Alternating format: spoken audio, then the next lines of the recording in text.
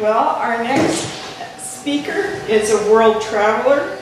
I know he's gone camping in obscure places and been a camp cook. He's also a musician, and he plays with one of our local orchestras. Fine music. And we just love having him around. Ferry.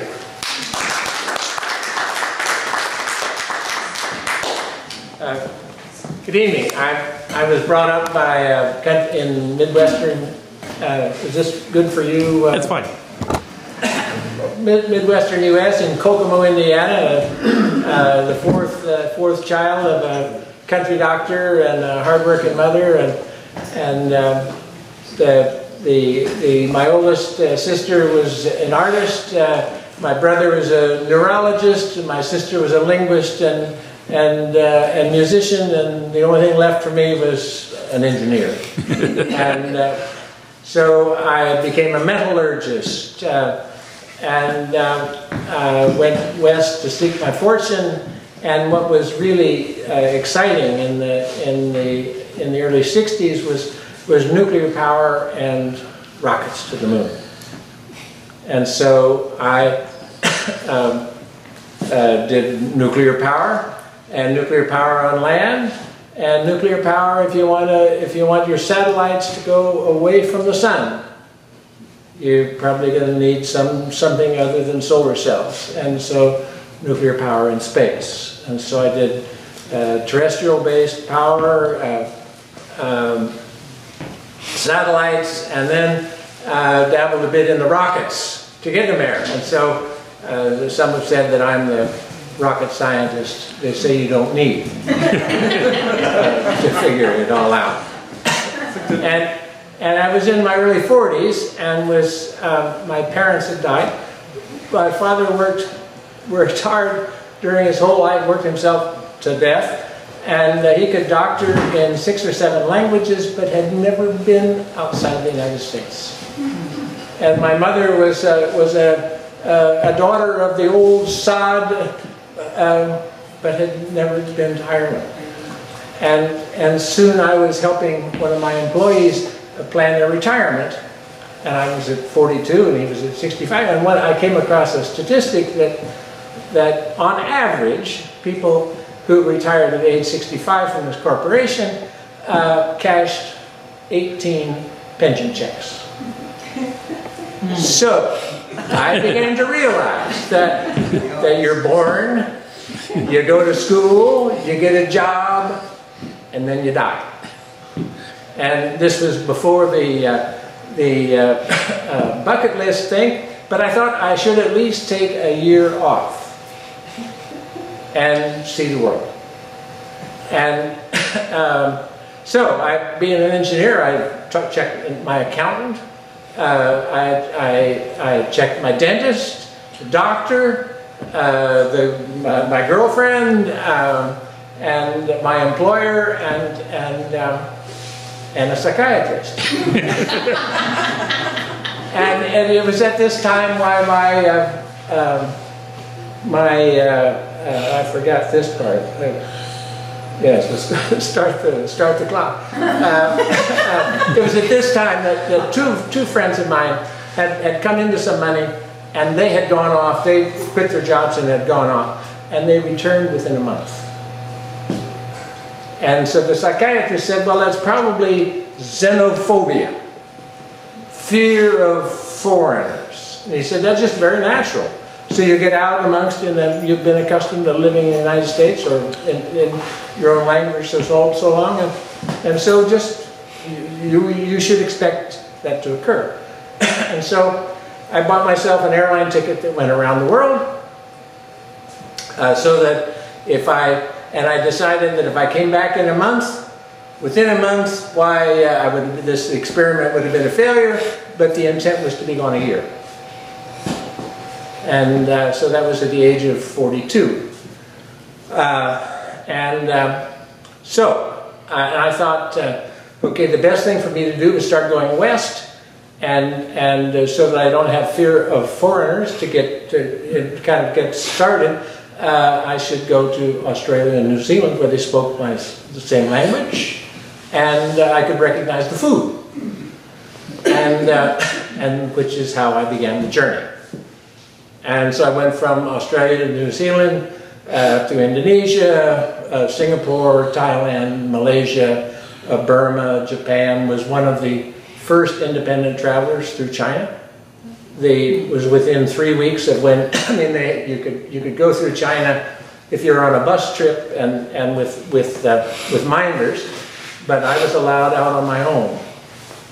And I ended up going to a TGIF party at the American Embassy when I was done, and they said, "How'd you get here?" And I said, "Well, I've been touring around China." And they had no idea that that could be done. So then went on through India and Nepal and Pakistan, and then did Cairo to Cape Town, and then went over to South America and spent a year or so coming up through across the Andes maybe a dozen times, and then returned. And somebody one day was sitting on the beach in Costa Rica, and I got a letter that said, "You know, Paul, come here. I need of your services." And it was somebody in Point Roberts that wanted to take a penny stock operation on the public on the Vancouver Stock Exchange and needed a technical front. I had been gone 5 years, and I thought this was the time to re-enter society. And so I arrived here, and I can never remember whether it was Monday of Black Friday or Friday of Black Monday, but in October of '87 when the stock market crashed, and so the financing went away. But the fellow his family had a house on the beach on Edwards Drive, and they said, "Well, you can stay here over the winter, and in the spring, why, you can go somewhere." And so the deal never went anywhere, but his parents said, "Well, you know, we have an apartment in the West End, and we're not there in the summertime, and we want to be here on the beach." And so I said, "Well, sure, I'll look after your apartment next to Stanley Park."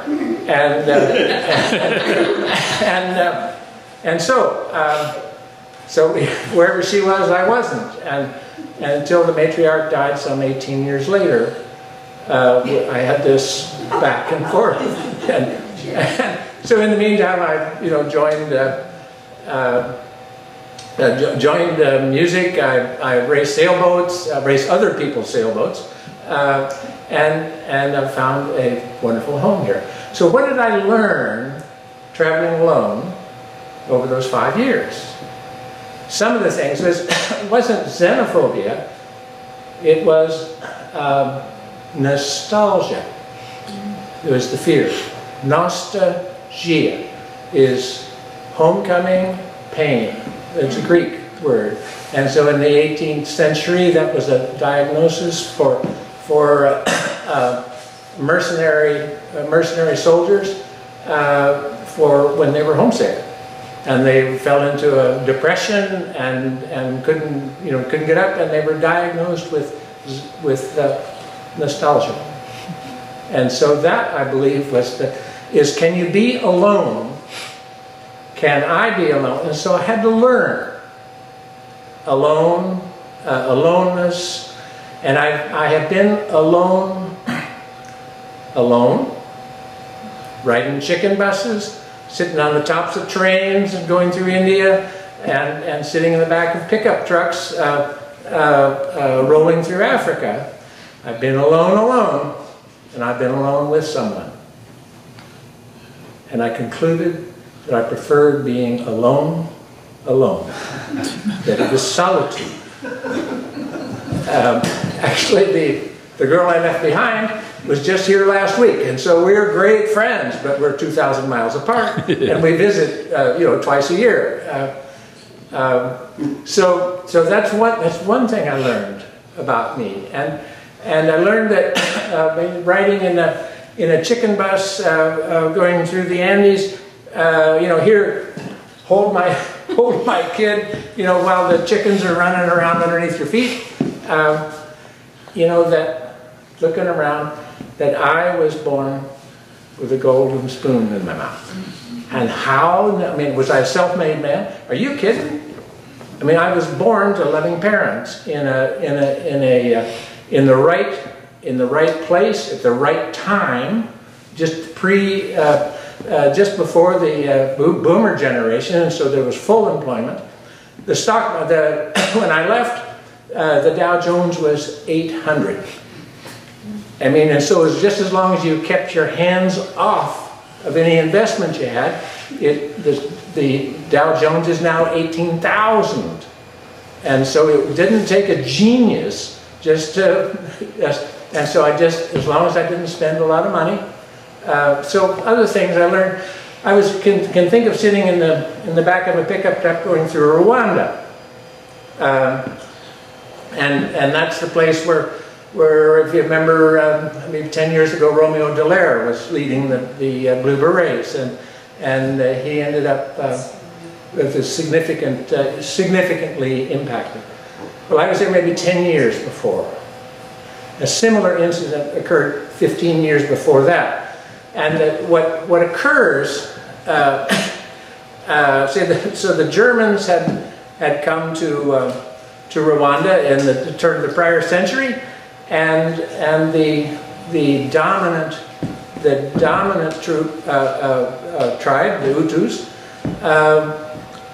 didn't pay them much attention. But the Tutsis, who were the minority, were willing to convert to Catholicism, and were willing to accept their direction, and so they became the rulers. And then the Germans passed it on to the Dutch, or to the Dutch, or to the Belgians, and then the Belgians gave them democracy. And so within 6 weeks after democracy was declared, there were 2 intellectuals left in the ruling power tribe. And so it was 15 years later that that I was there, and so I asked this fellow from the Tutsi tribe. I said, your family was pretty much wiped out. How do you feel about that?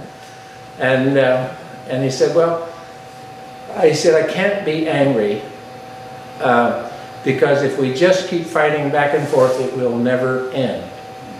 And so I will put it aside. And so we talked long about how one does that. And I learned a lot about resentments and how to resolve resentments from him. And I had just left Israel where it was, we've got to remember what they did to us. And not only we have to remember, you have to remember. And so these contrasts would go everywhere. It seemed like everywhere I would go, there would be. And so where I thought I understood things from sitting here in North America, I came to find out, and I learned this from a Buddhist in India, about those who know don't know. But those who don't know could be on the path. And so that was helping me carry on about, I've come to conclude, I don't know whether it's a good idea that these people need democracy, and we're going to come in, and that was a tenet of the U.S. of Western Europe and U.S. policy during the Cold War, is to fight communism. We're going to institute democracy in all these countries, and it hasn't always worked out well. And I don't know whether we need to go over and bomb some sense into those people, which it feels like we do occasionally, and I don't have a handle whether it's a good idea or not. So those are just a few of the things that, let me see if I had another thought. Oh yeah, one of the things I noticed when I was traveling in India, that I thought, I wonder what it would be like. I'd been on the road for 6 months or more, and so I'd seen a lot of things, and I thought, I wonder what it would be if I were just to fly directly from Los Angeles to here, and to see, to live on the streets. I traveled with I traveled with the locals, I ate with the locals, and whatever they ate, I ate. And I would think it would be a shock for me to, that I think that the 6 months or so that it took me to get there, not inured me. I didn't ignore poverty or didn't ignore sickness, but I saw other things. I saw things other than the poverty and the sickness. And I concluded that I did not need, and rather than what I could be like riding down the road and looking out and seeing how something was done locally. And rather than saying, which I might have done when I was practicing engineer, what they need to do is to do it, you know, I can see a better way to do it. But I began because I had no action, I was not capable of any action. I'm just watching as I was going down the road. Then I thought, I wonder why they do it that way. And perhaps I could learn why they do it that way. And so there were a whole series of things that I learned while I was on the road. And I think my final one was, on the Civil War. And we're talking about Nicaragua. I was thinking I was in Manaus, Nicaragua, and I learned, that's where I got my liberation theology from the Jesuits in the bar. And what's interesting, you know, that was, the liberation theology was strongly not accepted by the Vatican during that time period because it looked an awful lot like communism. However, the tenets of liberation theology, it seems to me an awful like what the Pope is presenting today. You know, not 20, 25 years later. So, and whose side do you pick in a civil war? And Lord knows how many times I would go through. I mean, that was one of the first set of words I would learn when I would come into a town or a country was, what time is curfew? And whose, where are the various, which side of the streets, or which street do you follow? And so, and I learned it's hard to tell in the midst of a civil war who's right, because they probably both are. And who am I to decide the right one? So, I don't claim to be Buddha, but the idea of what was the question was what does a Buddhist do before enlightenment? Well, you chop wood and carry water. And what do you do after enlightenment? Well, you chop wood and carry water. Thank you.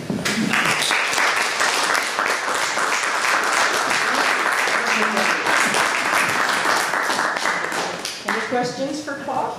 Yes. Well, I noticed that your itinerary skipped Europe completely. Yes, I didn't. It was all. There's two kinds.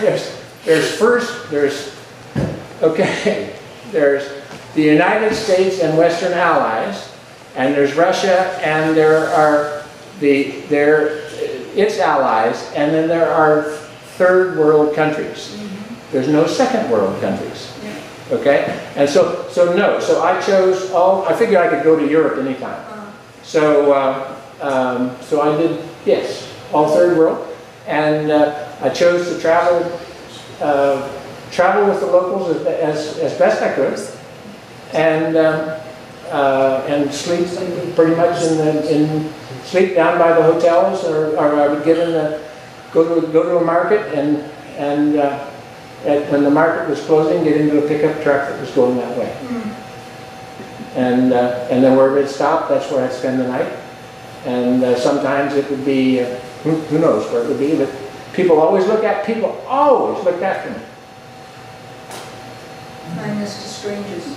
Yeah, and I didn't, there was a fetish at the time, especially for Americans, to put a Canadian patch on their backpack or something like that. Not that, what are you? Not that I put an American, no, I just went as myself. I would be recognized as a gringo, or certainly when I was going through Central America, people would, I could hear hiss whispering over in the corner about, see it. And then, so CIA, no, I'm merely a tourist. Or pinguino, because they would see on TV the president would be going by, and the TV would be showing people, and there'd be guys in black suits and white ties talking into their lapels, and they were the penguins. And so I was accused of being a penguin as well, because I was too old to be a hippie. And so anyway, so yes, I got accused a lot, especially in Central America or in parts of Africa, of being not USA, but